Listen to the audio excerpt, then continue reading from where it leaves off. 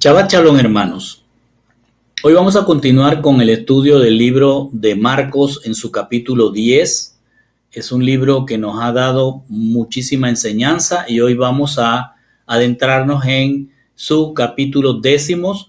Son 16 capítulos y hoy vamos a repasar primero qué sucedió en el capítulo 9 que vimos la semana pasada, el Shabbat pasado. Vimos en el capítulo 9 que Yeshua se muestra en su poder a 3 de sus talmidín, es decir, lo llevó a un monte alto y se transfiguró y ellos pudieron ver el poder con el que Yeshua va a resucitar en un cuerpo celestial y con ese mismo poder él regresará. Él le dice a ellos que no cuenten nada de eso, a estos talmidín que eran sus testigos, sino hasta que él volviera de los 3 días y 3 noches que iba a permanecer en la tumba. Luego de esto regresa a Cesarea de Filipo, que era donde habían estado acampando y dando palabra, y se encuentran que los 9 que se habían quedado habían entrado en una discusión con un grupo de fariseos que habían llegado, y el tema era cómo expulsar el demonio de un joven que un señor había llevado para que los talmidín le ayudaran. Y aquí se formó la discusión en cómo expulsar a aquel demonio.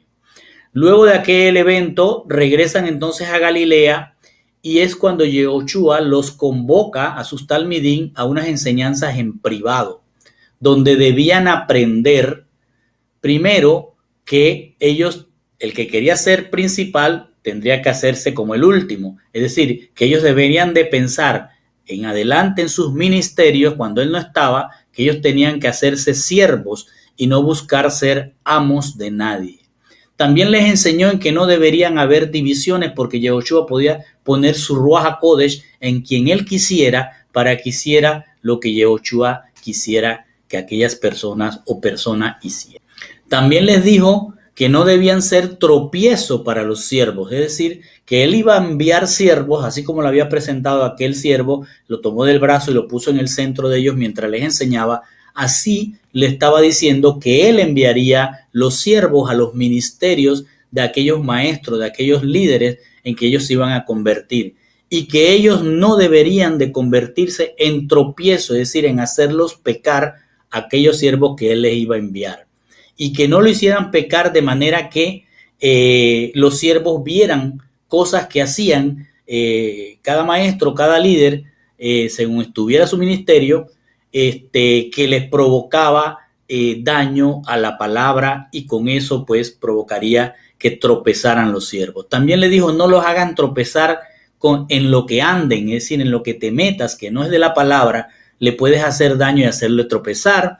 Y también con aquello de que si tu ojo te hace pecar, sácatelo, o tu pierna, o tu brazo, o tu mano. Todo se debía a las cosas que ellos no deberían de hacer para hacer tropezar a sus siervos.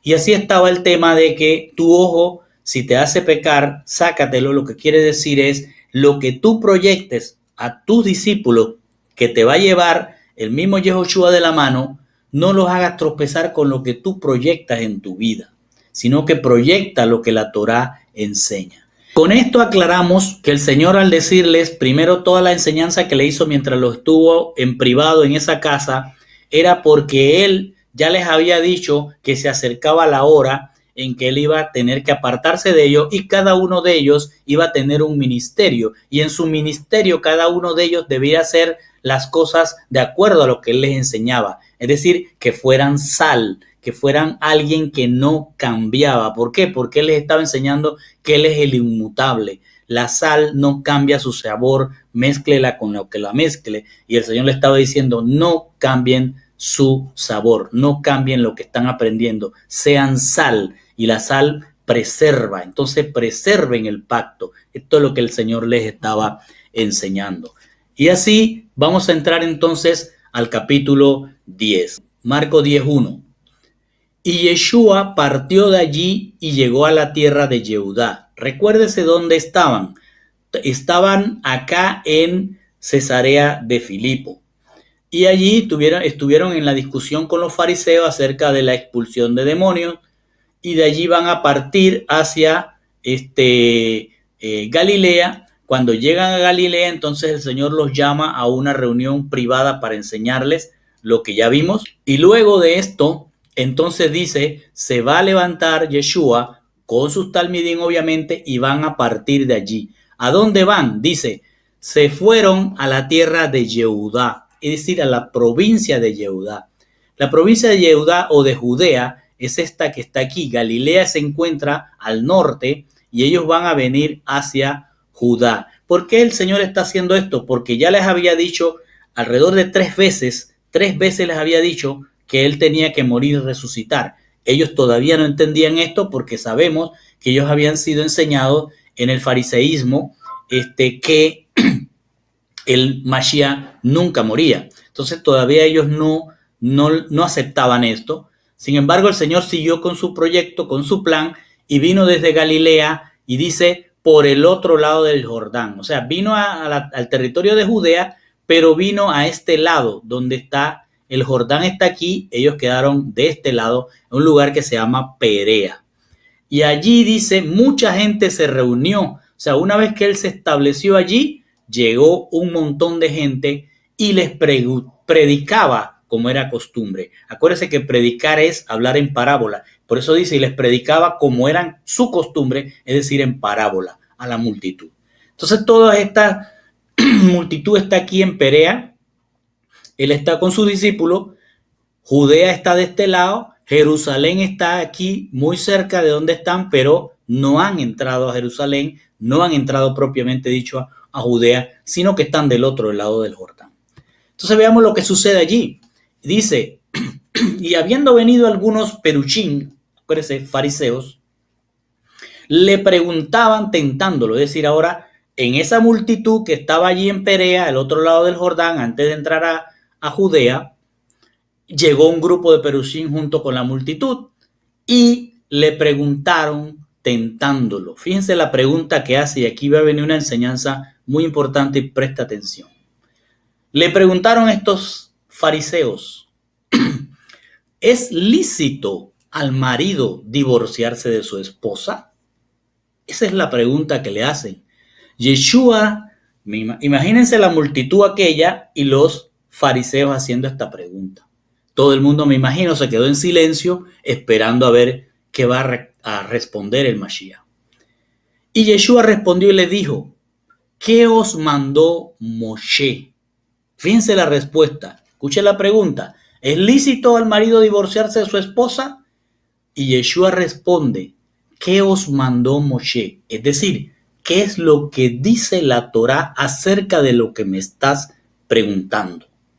Fíjense que Yeshua no dijo, yo considero, yo creo, es decir, déjame ver. No, él dijo, ¿qué es lo que dice la Torá respecto a tu pregunta? En otras palabras, si tú eres tan sabio y me estás haciendo esta pregunta, ¿por qué no has investigado qué dice la Torá al respecto? Entonces dijeron los fariseos que hicieron la pregunta, Moshe permitió, escuche, Moshe permitió, es decir, la Torá permite que un hombre le escribiera una carta de divorcio y que la pudiera repudiar, la rechazara legalmente, pero Yeshua le respondió diciendo, la dureza del corazón de ustedes es la que escribe ese mandamiento. Le explico. La Torá dice que sí se puede hacer una carta de divorcio, pero ellos le están diciendo que un hombre por cualquier cosa puede repudiar a una mujer y rechazarla legalmente. Entonces Yeshua le está diciendo, eso no es realmente lo que dice allí. Lo que dice allí, o lo que tú estás diciendo, le dice a los fariseos, lo que tú estás diciendo es lo que ustedes han escrito ahora, o han cambiado, mejor dicho, la Torá, por la dureza de su corazón, por los malos sentimientos que ustedes tienen, han escrito este mandamiento torcido, porque eso no es lo que dice Moshe. Sin embargo, o sea, esto que tú estás diciendo, que está escrito en la Torá, que no es así, te voy a explicar, dice. Sin embargo, al principio de la creación, varón y hembra los hizo. Por eso está escrito, y ponga atención, por eso está escrito, el el varón dejará a su padre y a su madre. ¿Escuchó? No es la mujer, el varón. El ish dejará a su padre y a su madre y se pegará a su isha, a su esposa. Fíjense cómo es. El hombre dejará a su padre y a su madre y se pegará a su esposa, a su isha. Y los dos serán para una sola carne. Y aquí vamos a explicar esto porque tal vez usted tenga un concepto como lo tuve yo en algún tiempo. Cuando dice serán para una sola carne, no es que los dos se formaron, ahora eran dos y ahora se volvieron una sola carne. No. Lo que está diciendo, y los dos serán para una sola carne, es que el ish o el varón va a ser para una sola mujer, esa es su esposa, y la mujer, la isha, va a ser para un solo varón. Es decir, aquí no hay tercio. Es decir, si son una pareja, el hombre es para esa mujer y la mujer es para ese hombre. El hombre va a ser para una sola carne que es su esposa y su esposa va a ser para una sola carne que es su esposo. Y por eso dice, ahora, eso que Dios une, no lo separe el hombre. En otras palabras, ahora eso que Dios une, no lo separe otra carne. No lo separe un tercero o una tercera. Eso es lo que le está diciendo el Mashiach, una tremenda enseñanza para ellos, porque le están haciendo una pregunta. ¿Y por qué le hacen esa pregunta? También nos vamos a preguntar. Entonces, el origen de la discusión no es si querían tentar a Mashiach para ver si se equivocaba, sino porque estos fariseos estaban educados en base a dos escuelas que existían en aquel tiempo. La escuela del fariseísmo de Shammai, que era un gran rabino, y la escuela del fariseísmo de Hillel, que era otro gran rabino, del cual después Gamaliel, descendiente de Hillel, es el que dice la palabra, enseñó o en la escuela bajo la que estudió Shaul. El punto es que estos fariseos, soportados en la educación que tenían del fariseísmo, sea de Shammai o sea de Hillel, van a Yeshua con la intención de ver si la sabiduría de Yeshua era mejor que la que ellos tenían y tratar de dejarlo en una posición desventajosa frente a la multitud que estaba. Entonces, cuando le hacen la pregunta, el hombre puede dejar a su mujer por cualquier cosa, por cualquier disgusto que él tenga, él le dice, no, yo no te voy a responder como yo pienso, yo te voy a responder con lo que está en la Torah. ¿Qué es lo que dice la Torah al respecto? Entonces, estas casas o estas escuelas de fariseísmo de Shammai y de Hillel se dividían y contendían entre ellos porque Shammai era más ortodoxo. Shammai era como muy conservador, era muy tajante con la Torah, mientras que Hillel era alguien como más liberal. Y el enfoque que tenía Hillel en cuanto al divorcio era que el hombre se podía divorciar de la mujer por cualquier motivo, mientras que Shammai era más apegado a la Torá, más ortodoxo, que no debía de separarse sino por lo que decía la Torá. Sin embargo, ellos, los fariseos, tomaron lo que decía Hillel, y lo que decía Hillel es el hombre podía divorciarse de su esposa por cualquier motivo. Entonces, esto es lo que se plasmó en lo que se llama la halajá, que ya se los he explicado, es la ley judía, que es la que está en el Talmud y que está basada en Torah oral, Torah escrita y las referencias o las instrucciones rabínicas. Entonces la escuela de Hillel decía, se pueden divorciar por cualquier cosa. Y esta escuela de Hillel fue la que dominó sobre la de Shammai, que eran los conservadores. Y ellos, ¿cómo lograron establecer? Escuche bien, porque está escrito esto en los libros de ellos. Ellos dijeron, bueno, para no discutir quién tiene razón entre Hillel y Shammai, vino una voz de Dios desde el cielo que dijo que aunque las palabras de las dos escuelas eran del Dios vivo, escuche, eran del Dios vivo, la que deberían aplicarse ellos como fariseos serían las de Hillel. Es decir, que la mujer la divorciaran por cualquier causa. Esto me recuerda a aquellos que dicen, así me dijo Dios. Bueno, esto decían, así dijo Dios y esto es lo que se va a dar. Entonces, vino toda esta discusión. ¿Y de dónde sale esta discusión? ¿Por qué la discusión? El origen viene de estas dos escuelas tratando de poner en una situación difícil al maestro. Nunca lo pusieron en ninguna situación difícil. Y todo venía en que ellos apelaban que Deuteronomio 24, y si usted lo ve en su Biblia, puede que diga muy igual a esto. Dice Deuteronomio 24:1. Cuando alguno toma una mujer y se casa con ella, es decir, se allega a ella, si sucede que no haya gracia, escuche, si sucede que no haya gracia ante sus ojos, porque ha encontrado, y ahí la palabra que viene es hervadabar tiene su significado, ellos lo tradujeron como algo reprochable en ella. O sea, si no haya gracia ante sus ojos porque ella hizo algo reprochable, le escribe un certificado de divorcio, lo pone en su mano y la despide de su casa. Entonces esta palabra hervadabar o algo reprochable, que dicen algunas de nuestras traducciones, ellos lo interpretaron, o los rabinos se lo dijeron a sus estudiantes y a todos los que iban a la sinagoga. Eso quiere decir que si a ti tu mujer no te gusta porque o se puso más anciana o le salió más canas o se engordó o lo que sea, tú divórciate, te puedes divorciar. Si no te gusta, divórciate. Entonces, eso es lo que dice allí según los rabinos, y eso era lo que ellos le decían a Yeshua. Se puede divorciar por cualquier cosa. Yeshua le dijo, no, vamos a lo que dice Moshe. Y lo que dice Moshe en realidad es esto, Deuteronomio 24:1. Fíjense cómo se oye en la traducción que debía haber en nuestras Biblias.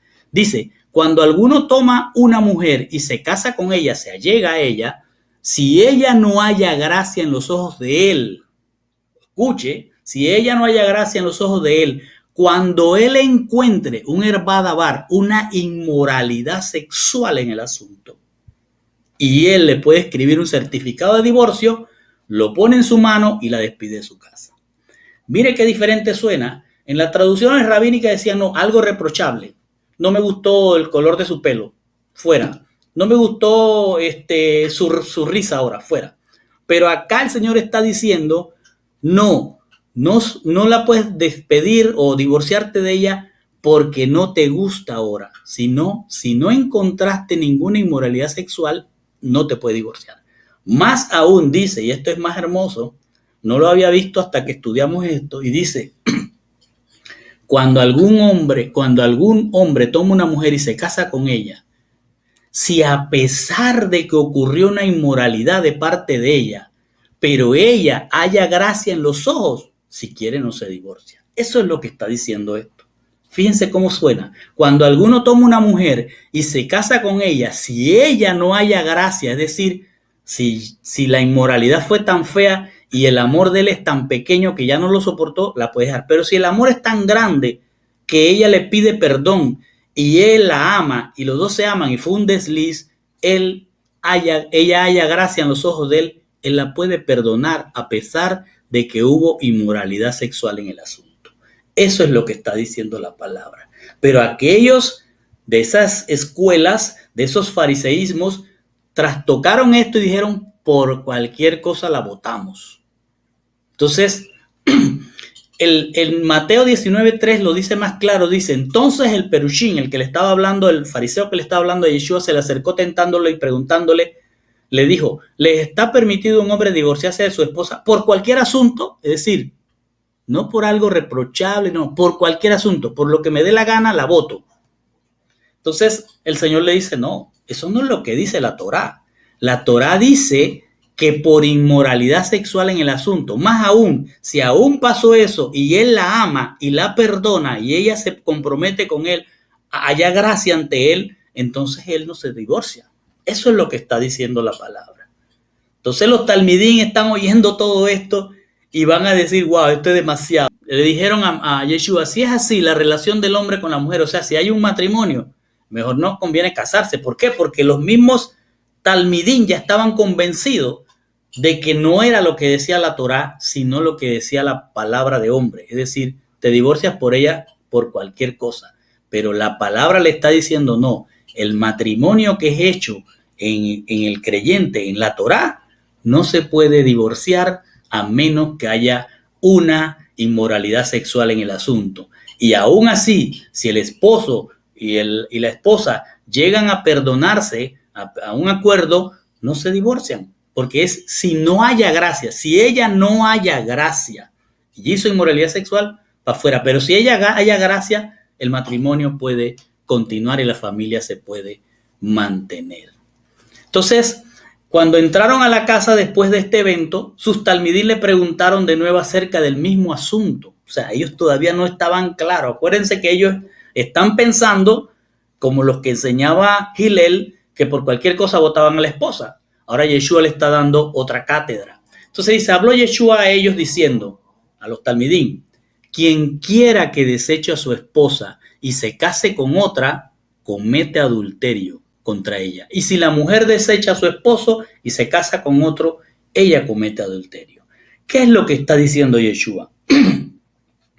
Yeshua lo que está diciendo, si es un matrimonio, y lo voy a poner de esta manera, si es un matrimonio de cristianos, ambos van a su congregación o a su grupo de estudio, ambos están en la Torá y se casan, ellos se están casando bajo la Torá.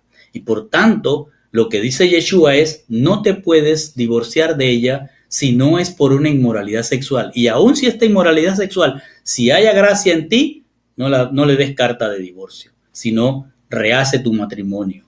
Eso es lo que está diciendo. Ahora, si la pareja se une en yugo desigual, es decir, una mujer tiene a un marido que no es, o a un hombre que se acerca a ella y hacen pareja, y este hombre no está en la Torá, no es un cristiano, por decirlo así, entonces las cosas son diferentes, porque no están bajo la Torá ese matrimonio. El matrimonio que estaba bajo la Torá es de dos creyentes, pero aquí hay un creyente y un no creyente. Cuando hay un creyente y un no creyente, la Torá no aplica con esta ley, sino que ahí la mujer se puede divorciar de esa persona si esta persona no llega a entrar a el redil de Yeshua. Es decir, no se hace cristiano en algún momento.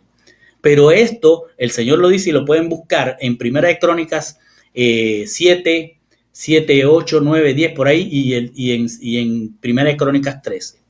Y habla Pablo diciendo, si hay una pareja en la cual el hombre no es de la palabra, es decir, no es cristiano, la mujer debe tratar de que él venga a los pies de Cristo con paciencia. Es decir, si el hombre, por decir un ejemplo sencillo, la palabra dice que no coma cerdo, el que está en la Torá, y el hombre es un gran comedor de cerdo, entonces ella tiene que decir, bueno, yo voy a cocinar tu cerdo, pero yo no lo voy a comer.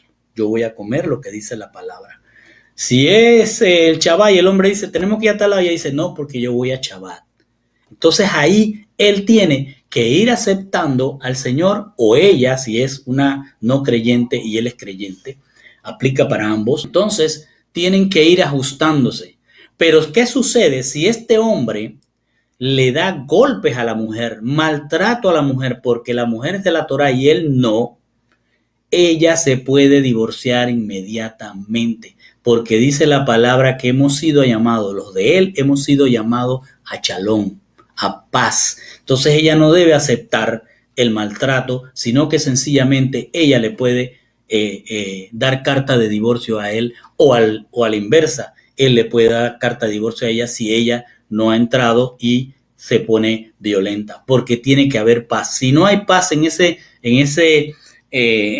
esa pareja, entonces ese matrimonio tiene que ser deshecho sin necesidad de inmoralidad sexual, que es en el caso de la pareja que es de la palabra. Entonces esto se los digo porque esta es la discusión que le traen a ellos, porque lo que estaba sucediendo en aquel momento era que el fariseísmo, la palabra de hombre, había traído como consecuencia un desprecio por la palabra real y verdadera de Mashiach, y estaban usando la palabra de líderes para hacer cuanta cosa quisieran.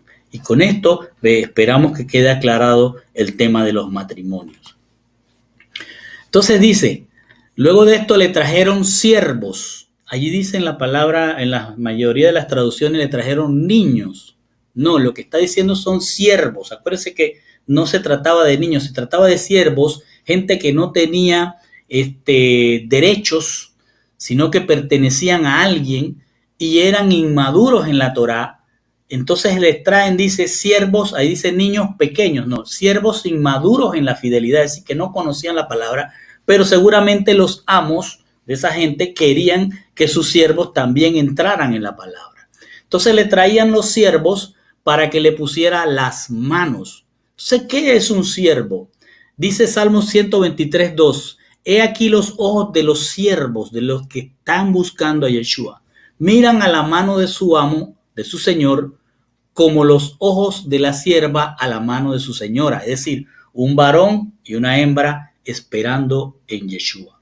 Así nuestros ojos miran a nuestro Dios, es decir, nosotros como siervos, miramos a nuestro Señor hasta que se apiade de nosotros. Es decir, le traían siervos, y el Señor lo está usando siempre la palabra siervo como una metáfora de todo aquel que quiere estar a los pies de Él, servirle a Él. Es decir, tienes que servirle como un siervo, alguien que va a estar ahí esperando.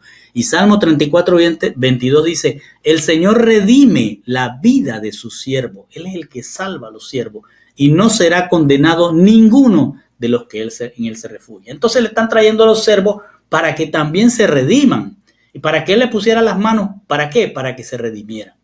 Y sus talmidín, al ver esto, reprendieron a quienes lo trajeron. O sea, ¿cómo vas a traer siervos? Gente que no tiene ni derechos. O sea, buscar la salvación tuya, la de tu familia. O sea, todavía estos talmidín no están entendiendo. Entonces ellos reprendieron a la gente que traía sus siervos para que Yeshua los hiciera siervos del reino también.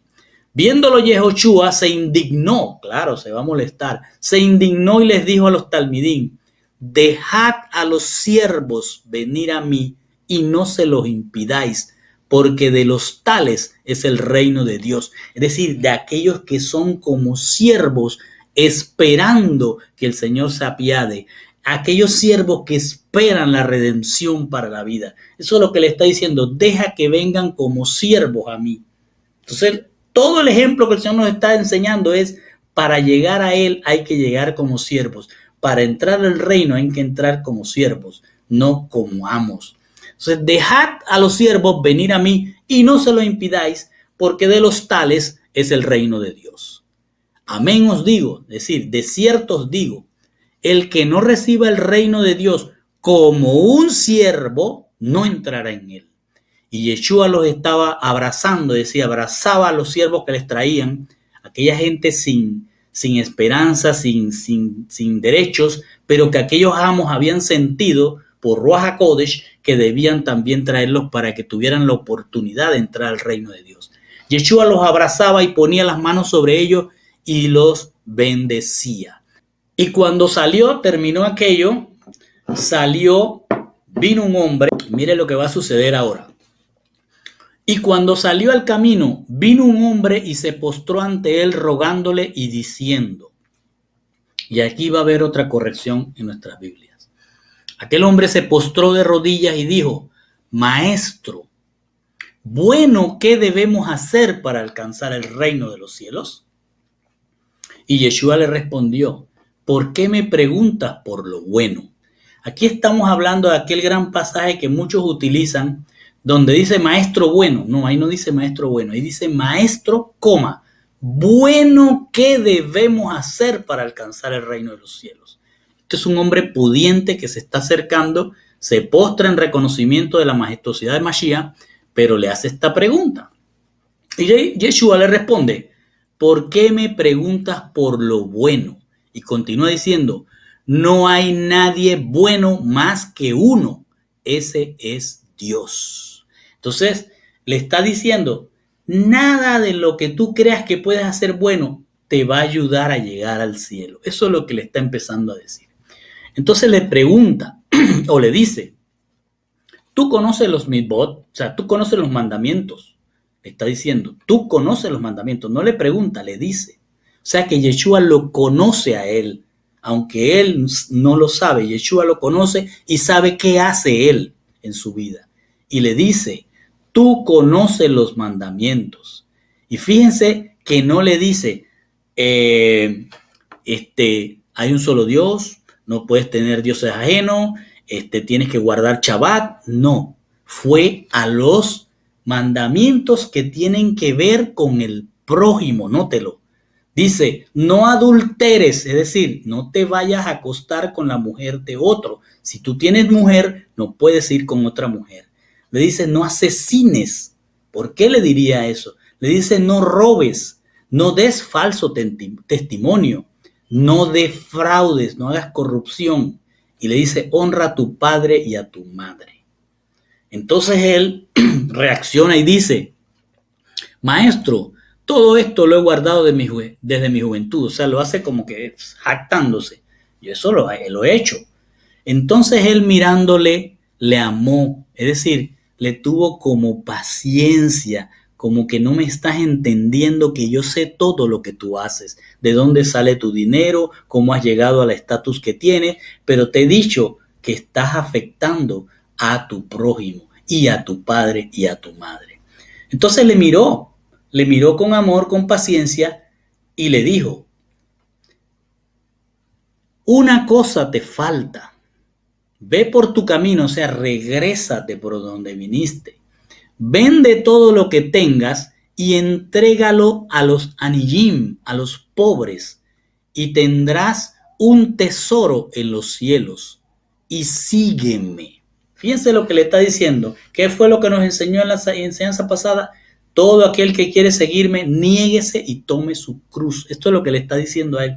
Niégate al amor por el dinero. Niégate a la forma en que te has hecho rico. Niégate a no atender a tus padres. Niégate a eso, vuélvete, toma tu cruz y sígueme. Es decir, deshazte del amor por el dinero.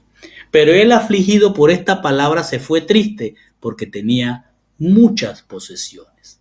Esto es un diálogo que podemos verlo así. El rico llegó preguntando, ¿qué buena obra debo hacer para heredar el reino de los cielos?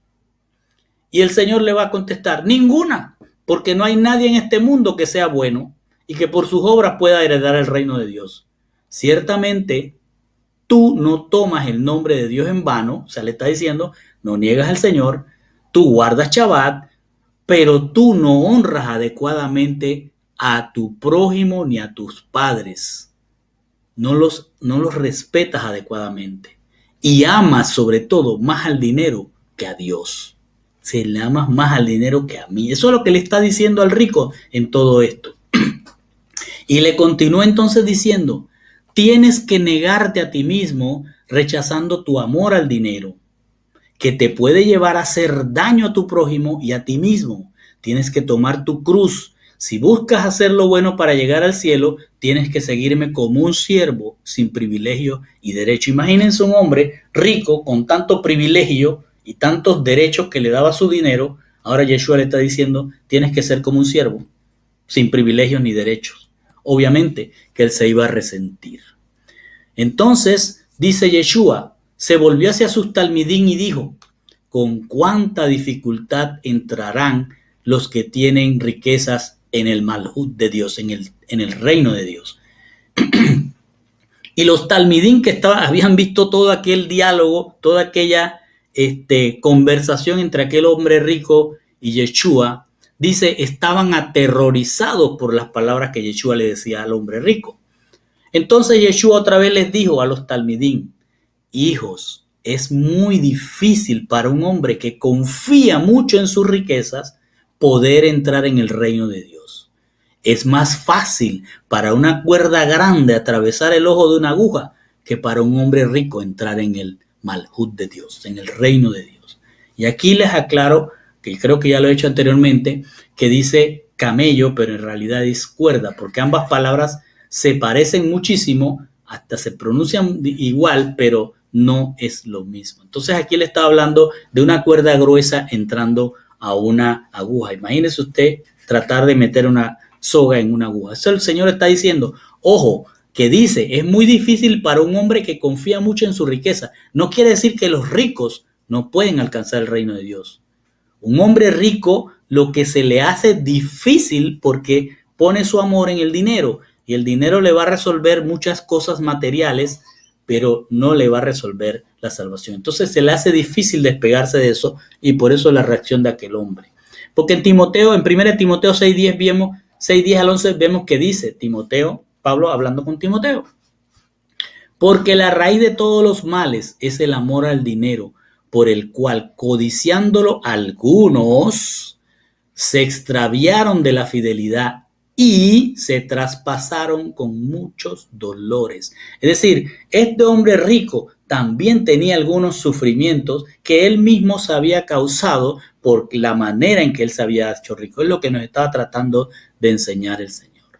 Y le dice a Timoteo, pero tú, hombre de Dios, escuche bien, si no es un hombre de Dios, el Señor no le interesa. Pero un rico que sea hombre de Dios, tiene que ser un hombre que no ame al dinero, sino al Señor. Entonces le dice a Timoteo, pero tú, hombre de Dios, huye de estas cosas, es decir, de hacer la injusticia a otros por tener dinero, y sigue la justicia, la piedad, la fidelidad, el amor, la perseverancia y la amabilidad.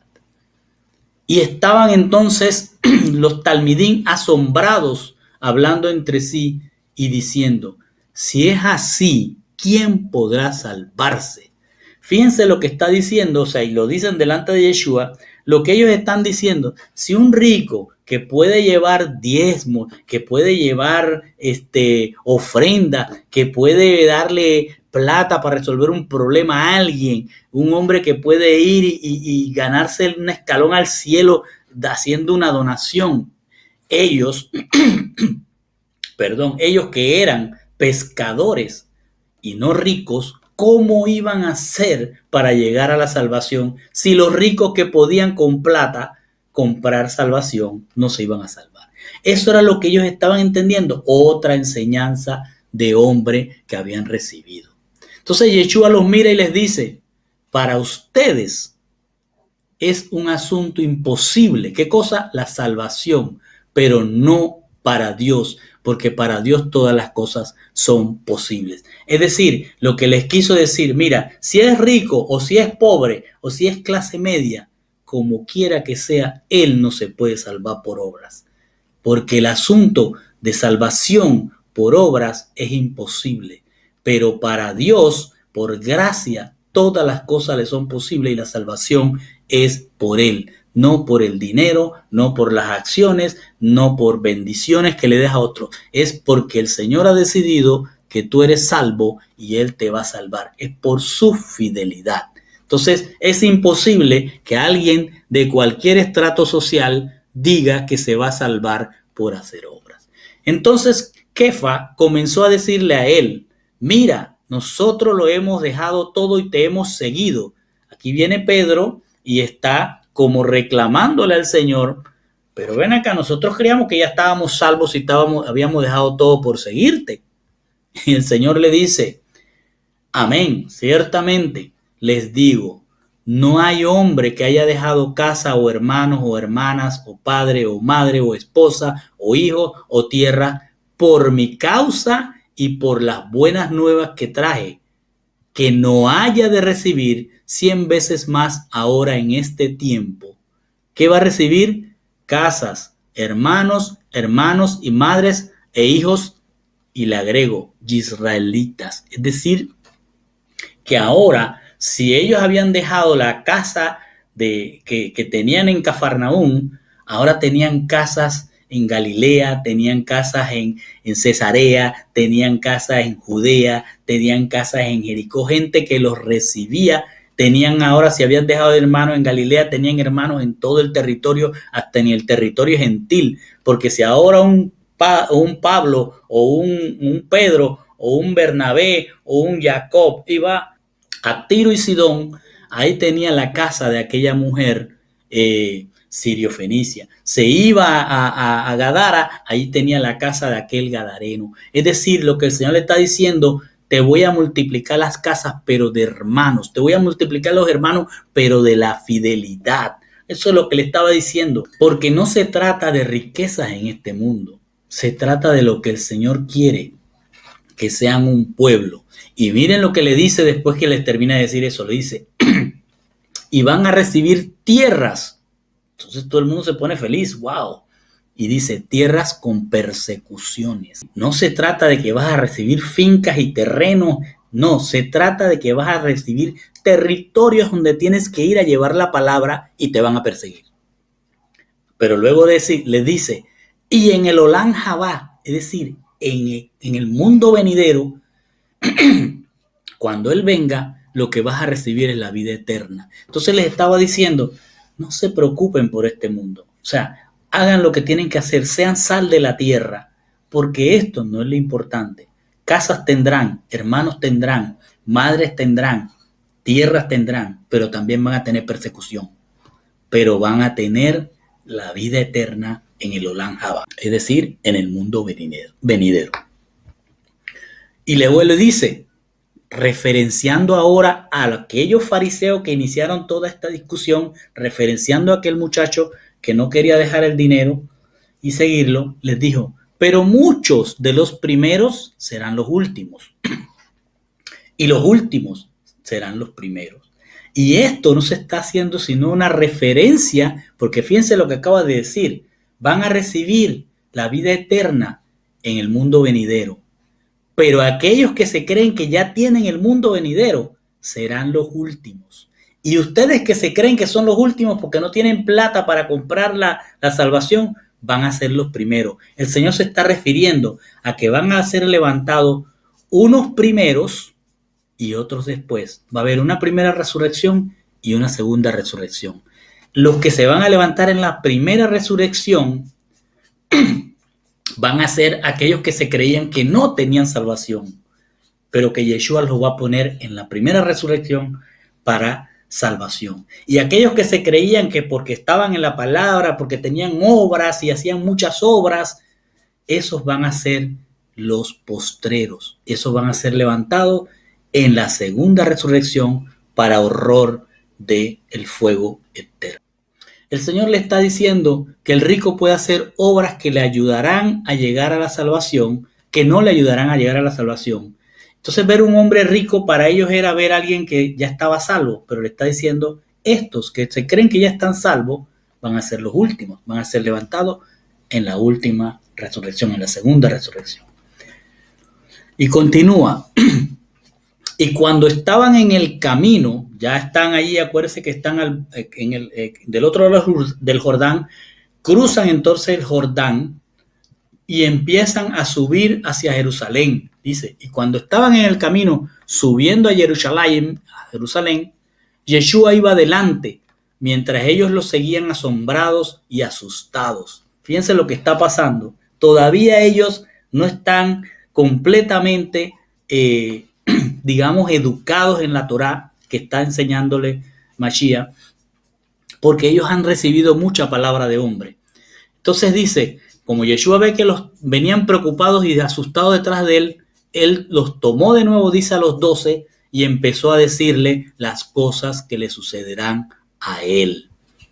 Y habló Yehoshua diciendo, vean, subimos a Jerusalén, y el Ben Adam, el Baranash, el Hijo del Hombre, será entregado a los principales Kohanim, a los sacerdotes, y a los Sofrim, a los escribas, y ellos le condenarán a muerte, y lo entregarán a los Goyim, a los gentiles, y se burlarán de él, y lo escupirán, y lo golpearán, y lo matarán, pero al tercer día se levantará con vida. ¿Qué está pasando en este evento? El Señor ya salió de aquellas discusión del matrimonio, la discusión del hombre rico, que a algunos ricos les será muy difícil llegar al reino de los cielos, les explica que no es por obras y que aquellos que se creen que ya están salvos, pues van a ser levantados en otra resurrección, no en la primera. Y le está diciendo ahora, y los ve preocupados y los llama y les dice, las cosas que les he dicho van a suceder. El Hijo del Hombre, el Ben Adán, el Barenash, será entregado a los sacerdotes y le van a condenar a muerte. ¿Qué le van a hacer los gentiles? Fíjense cómo le dice. Primero le dice, va a ser entregado a los sacerdotes y a los escribas, es decir, a los que son del pueblo judío. Y dice, ellos lo entregarán a los gentiles. Aquí está participando el pueblo judío y los gentiles en lo que va a hacer. Y luego le va a describir cuál es la copa que va a beber Yeshua, aquella copa que dice, Señor, pasa de mí esta copa. ¿Cuál es esa copa? Una copa donde se iban a vertir las burlas, los escupitajos, los golpes, el desprecio y la muerte. Esa es la copa de Yeshua que él está refiriéndonos más adelante. Entonces dice, se acercaron a él Jacob y Johanán, los hijos de Zabdai, es decir, de Zebedeo. Acuérdese, quiero que se acuerde quienes asistieron con Yeshua al monte alto a ver la transfiguración. Recuérdelo. Entonces dice, Jacob y Johanán, hijos de Zebedeo, se acercaron diciendo, Rabí, queremos que hagas algo por nosotros que te pediremos. Miren lo que va a pasar. Habló Yeshua diciendo, ¿qué desean que yo haga por ustedes? Entonces ellos dijeron, danos para que uno de nosotros se sienta a tu derecha y el otro a tu izquierda, en tu luz, es decir, en tu gloria. Pero Yeshua les dijo, no sabéis lo que pedís. ¿Eres capaz de beber la copa que yo bebo y el baño con que seré sumergido? Entonces Yeshua le está diciendo, van a beber esa misma copa de desprecio, de escupitajo, de empujones, de golpe, de tortura, de muerte. Ellos no sabían, no entendían todo esto que le está diciendo el Señor. Y les dice, ustedes van a ser capaces de beber esa copa y van a ser sumergidos en ese baño, es decir, lo van a ahogar en sangre. Y ellos le dijeron, podemos. Es decir, ellos no están entendiendo de lo que está hablando Mashiach. Y ya les había dicho todo lo que iba a suceder. Y Yeshua le dijo, ustedes de hecho, beberán de la copa que yo bebo. Es decir, van a recibir escupitajos, desprecios, persecuciones, torturas y muerte, tanto por los que son de su mismo pueblo como por los gentiles. Y luego le dice, pero el sentarse a mi derecha o a mi izquierda no es mío el darlo, mas le será dado a aquellos para quienes esté preparado, ¿qué cosa? Juzgar en el día del juicio. ¿Por qué? ¿Qué es lo que hacía Jacob y Johanán?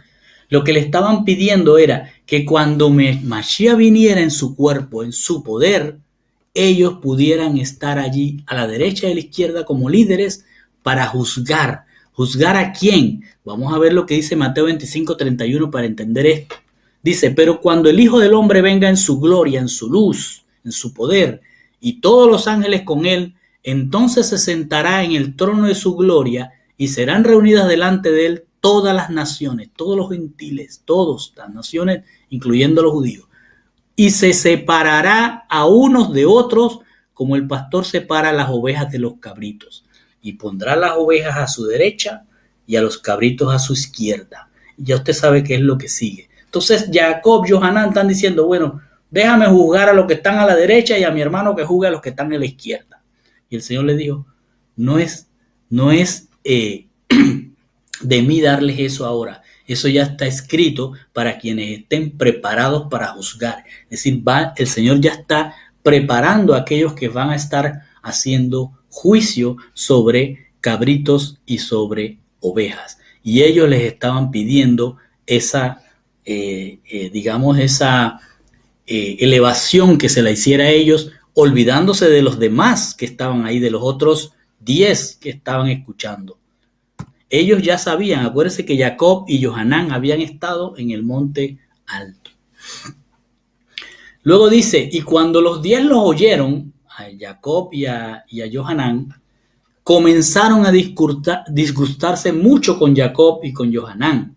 Y habló Yeshua diciendo, ustedes saben que quienes son escogidos para gobernar sobre los goyim ejercerán dominio sobre ellos. Es decir, el Señor le está diciendo, le va a hacer ahora una observación de lo que es el mundo gentil y de lo que Él quiere lograr. Y le dice, fíjense cómo gobiernan los gentiles ejerciendo dominio sobre ellos, es decir, con leyes que hacen daño a sus propios pueblos. Dice, y los grandes ejercerán autoridad sobre esos que ellos nombran. Es decir, el Señor está diciendo, va a haber unos gobiernos y sobre esos gobiernos van a haber unas élites y esos gobiernan. Entonces le dice, pero no debe hacer así entre ustedes. Es decir, Johanán y Jacob estaban pidiendo ser gobernantes, ejercer juicios. Y él le dice, de eso no se trata en mi reino. Y les dice, entre ustedes no debe ser así, sino que cualquiera que vaya a ser grande, quiera ser líder entre ustedes, debe ser un Ebed, un siervo. Y les dice, quien quiera de ustedes que desee ser el primero, debe ser Ebed de todos, debe ser un siervo de todos.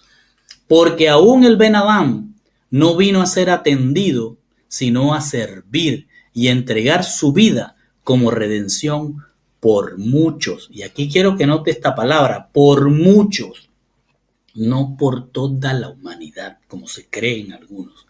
No, el Señor viene por muchos, no por todos. Entonces dice, vinieron a Jericó, Jericó en hebreo, y en tanto que él salía de Jericó, con sus talmidín y un gran número de gente, el ciego Bartimai, hijo de Timai, se sentó al lado del camino mendigando. Y escuche lo que va a pasar.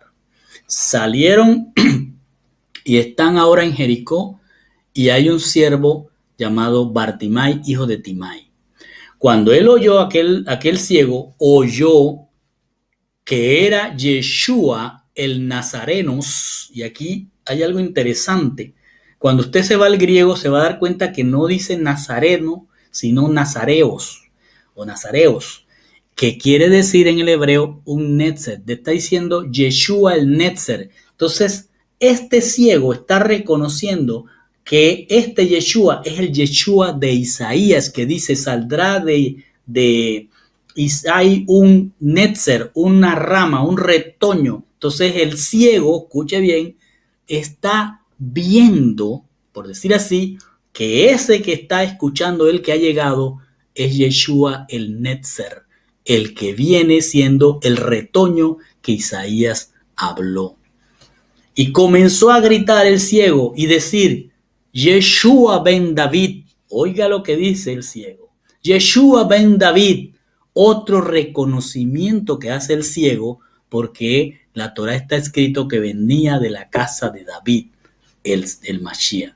Que el Mashiach era un netzer, que decía Isaías, y que vendría de la casa de David.